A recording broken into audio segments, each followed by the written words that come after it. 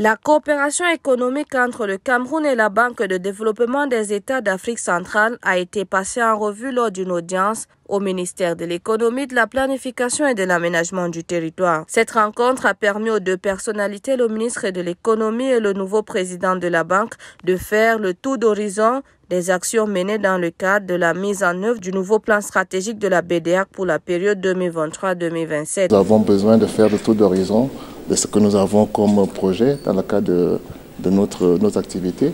Vous savez, nous avons été placés à la BDAC depuis un peu plus d'1 an.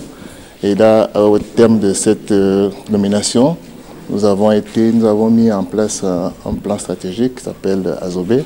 Donc, il était question qu'1 an plus tard, nous fassions le tour d'horizon de ce qui a été fait dans le cadre. Nous devons continuer à financer nos économies, aussi bien à travers les infrastructures qu'au niveau des opérateurs privés.